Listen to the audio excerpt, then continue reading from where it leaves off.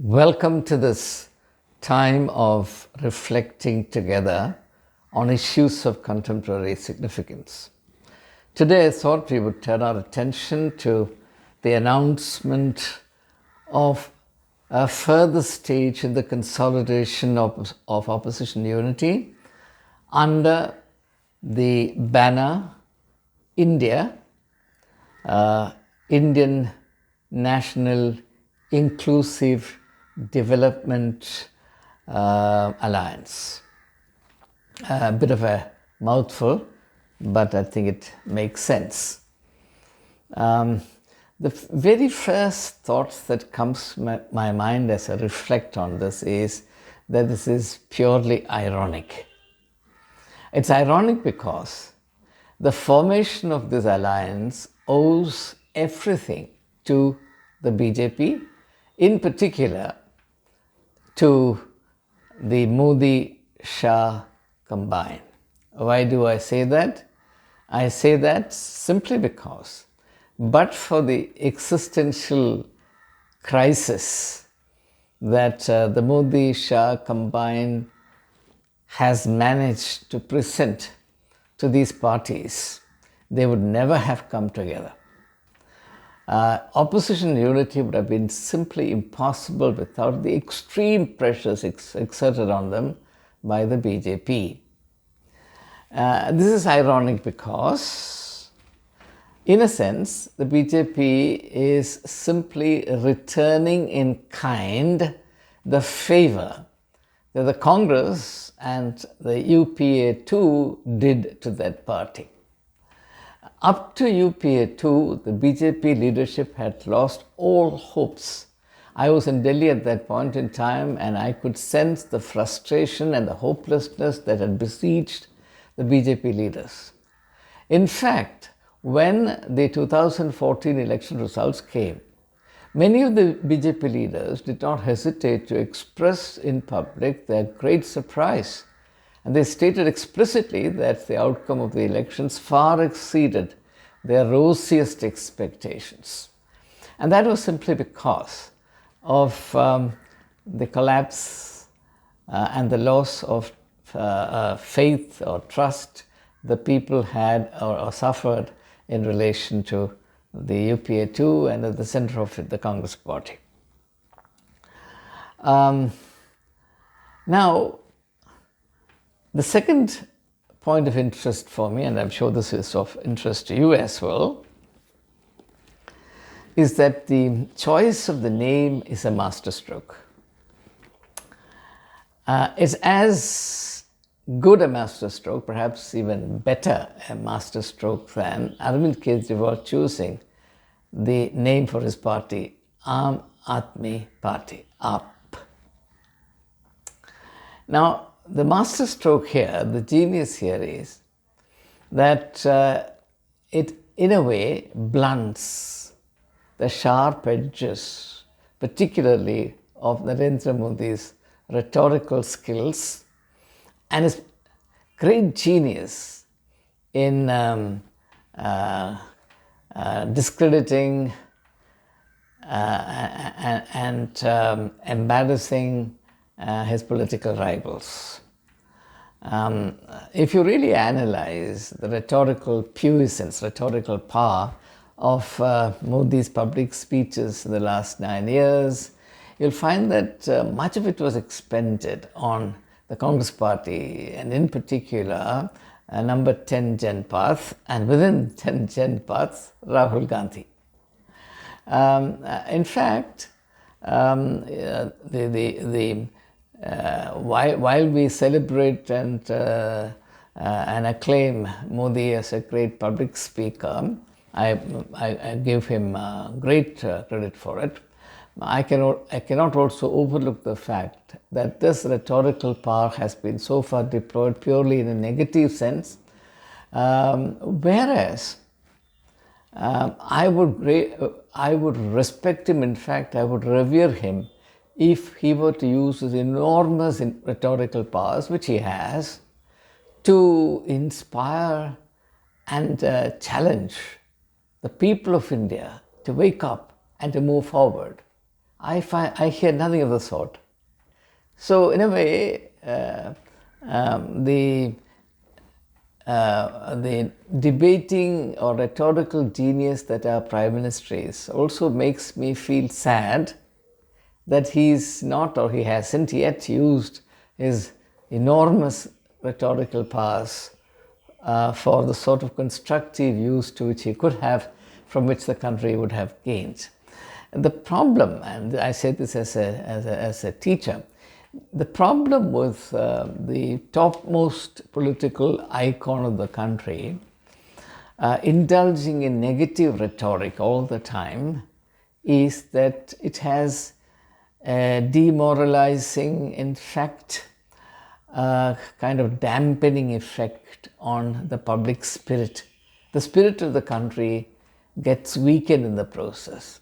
The image of the Prime Minister, the image of the Speaker would become stronger, but the spirit of a nation will become weaker. I do not know if people are aware of this.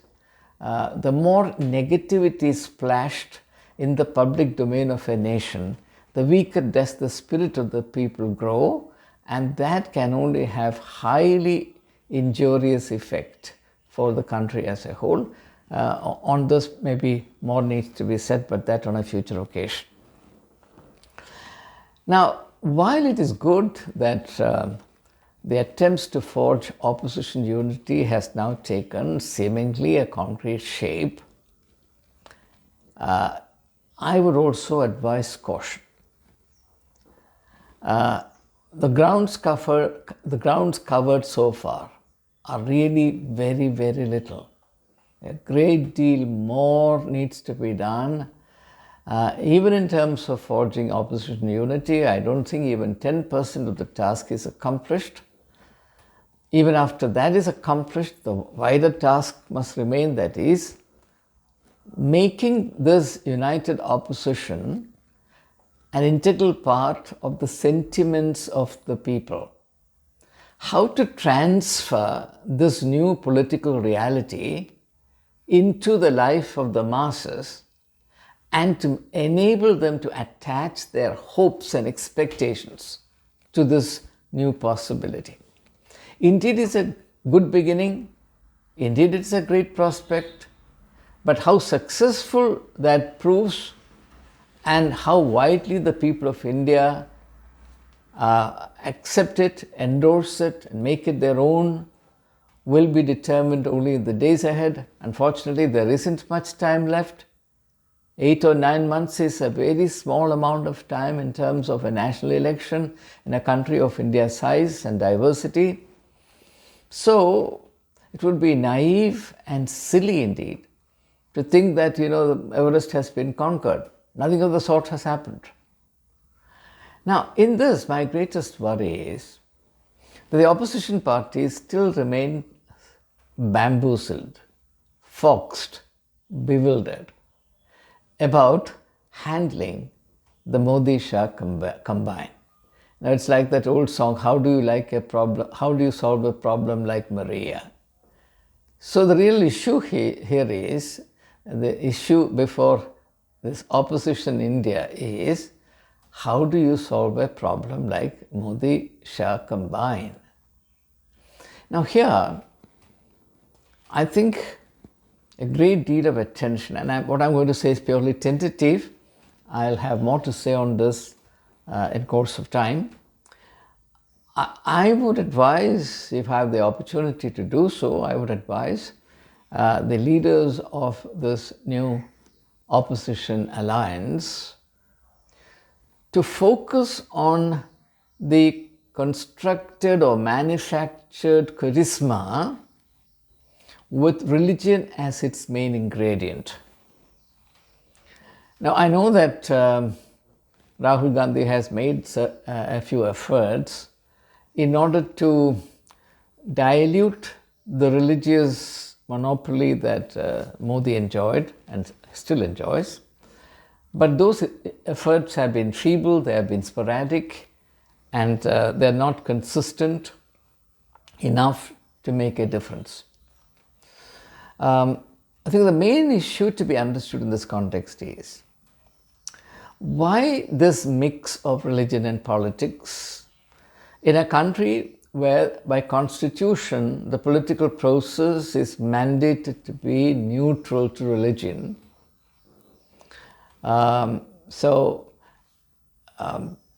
Creating a potent mix of religion and politics in a secular, democratic, constitutional country, a republic,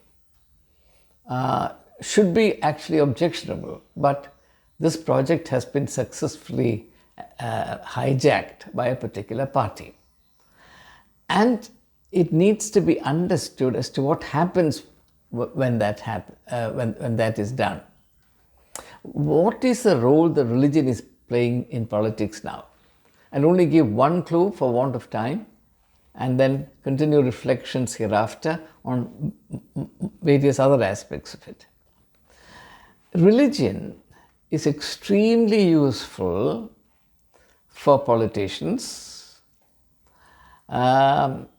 especially those who want to exercise complete monopoly over the sentiments and loyalty of the people, for two reasons. One, religion, and this is important especially for the leaders of the new alliance to understand, religion weakens people's awareness of reality.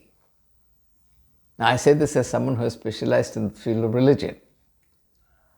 If you look at the religious context, you will find that all religions exist in some kind of a vague, nebulous, foggy environment. And they also function at a distance from lived realities.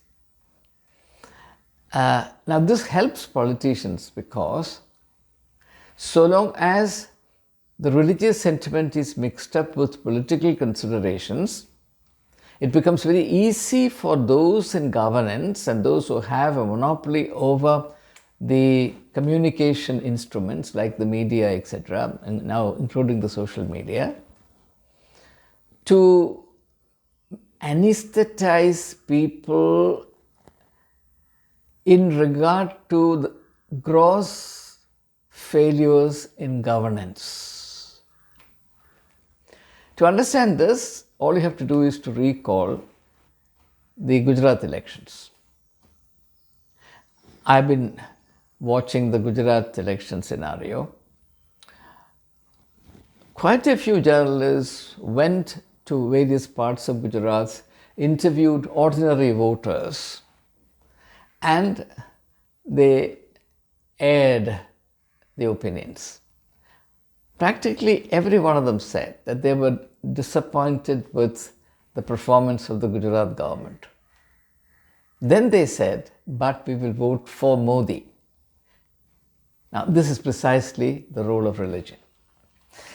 Modi today is not a political character. He has been transformed into some kind of a saint politician, a different take on Mahatma Gandhi, the saint politician. Modi is next in the line of the saint politician, but vastly and radically different. Mahatma Gandhi was the saint politician of the spiritual mold, whereas Modi is the saint politician of the religious mode, in fact, I would say the communal mode. And that explains for the huge difference between the two of them, and particularly with respect to the reliance on violence that political strategies make. Again, this is something that my viewers would be interested in investigating further. The second aspect of the second advantage in mixing religion and politics and monopolizing that terrible, potent mix is that it becomes far easier to discredit your enemies or your opponents, because your opponents then become the opponents both of the dominant religious culture and of the nation. Because the nation is already identified with a religious group, a religious community, I am the representative of the best interests of the religious community. I am also the ultimate power of the state. So now the state and the religious community become one, and anyone who disagrees with me, anyone who attacks me, attacks the religious community as well. Now this is why much of the rhetorical power is unleashed against religious parties along these lines, that they are also a threat to Hinduism. And this usually finds expression in the form of minority appeasement. This rhetoric of minority appeasement, I've worked in this field, if I can tell you for a fact, this rhetoric of minority appeasement is a chimera. It has no factual content. As a matter of fact, the minority communities have suffered neglect as compared to other communities. But when it comes to public pronouncements, all the previous governments have been fattening these two holy cows called Muslims and Christians. All the national resources were directed towards them. They were indulged, they were mollycoddled, they were spoiled, they were the spoiled brats of India. Now this kind of animosity was created, and that's again something that contributes to the idea of equating a party with a religion, and then the party religion combined with India, creating thereby a kind of nexus between the three, which is hard to break. It can be broken, but very hard to break, because by now it is quite solidly settled in the minds of a large number of people. But and the gravity of this issue, the challenges that this issue poses, must be understood clearly so as to evolve adequate, relevant strategies for coping with it. It can be done, but it has to be done with a kind of imaginative power and a sense of ground realities, as well as mass psychology that it takes to accomplish this task. And in this context, and I'll close with it, in this context, maybe fortuitously, but a brilliant beginning was made in the form of the Bharat Jodo Yatra. You would have noticed that the BJP was particularly active in discrediting the Bharat Jodo Yatra, because more than anybody else, the BJP understood its significance. And I for one believe, and I have done a video on this earlier, I for one believe that the Bharat Jodo Yatra is the political womb of Rahul Gandhi, and in the process of this, he was reconceived as a genuine political leader, and he's born as a mature politician today. He may not be 100% mature, but he's well on the way to becoming a very authentic political leader who can be trusted and respected by the people of India. And it's because of this that the opposition parties are now far more open to him. And that's the reason why I emphasize that it's a great thing that Mamata Banerjee has accepted Rahul Gandhi, and the two are now working together far better than they ever did before. So that actually indicates the way forward. The work of creating an alternate nucleus of hope, a different idea of Indian politics, a different idea of India from the one that Modi and Shah are building, is perhaps the most historic task to be undertaken today. It takes a lot of thinking, a lot of research, a lot of action on the ground, a lot of attempts at educating the public. Now, it is in this respect that perhaps the Bharat Jodo Yatra was a bit deficient. It was a brilliant idea, it was the need of the hour, but unfortunately, its effect could have been far better if the vision behind the Bharat Jodo Yatra was articulated better. It was articulated. Rahul Gandhi made a large number of speeches, but that process, the process of communicating the birth of this new vision, should have been and could have been communicated far more effectively to the people at large. Unfortunately, the Congress lacks the mechanism for it. All the opposition parties individually lack the mechanism for it. Therefore, I do hope that when this alliance, India alliance, takes off, and it has to take off soon enough if it is to make any headway and difference, it addresses this vacuum and puts in place an effective and adequate mechanism for communicating with the people of India in a very consistent and organized manner. In this respect, the BJP is light years ahead of the Congress and all other parties, and that's the reason why they're succeeding. The kind of resounding victories, electoral victories that the BJP scores is not an accident. I mean, tremendous, incredible amount of work goes into it. And you can't take on a party like that and a combination like that without matching understanding, effort, institutional mechanisms, and workers on the ground. All these potentials do exist. These parties have the resources. What they lack is a culture of putting up a combined, orchestrated, organized opposition against the kind of juggernaut kind of image that the NDA in particular, the BJP under Modi, Amit Shah has attained. I wish the India alliance all success for a reason, and maybe that's the appropriate note for me to conclude on. My interest here is not in the opposition alliance per se. My interest is in the health of Indian democracy. It's an obvious fact, a simple truth, that the health of a democracy depends more on the opposition than on the treasury benches. And where in a democracy the opposition is enfeebled and crippled, which indeed is a stated goal of the BJP, that democracy is in serious peril. A democracy will degenerate into fascism, at least into dictatorship or elected autocracy, if its opposition becomes defunct or dysfunctional. So, those of us who are interested in the health and wholeness of Indian democracy, those of us who wish that India should continue to be a socialist, secular, democratic republic, as the preamble of the Indian Constitution says we must do everything possible to reinforce the opposition in this country. Now, opposition is not obstruction, opposition is not mere resistance.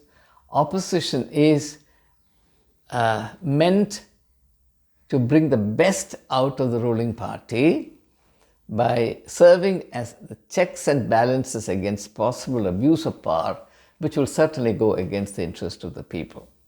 So in that sense, I wish the opposition parties, the 26 opposition parties that have come together now to form the India Alliance, all success. And I pray that they go about their task with an unwavering sense of purpose and with a bit of inspiration, which is the need of the hour.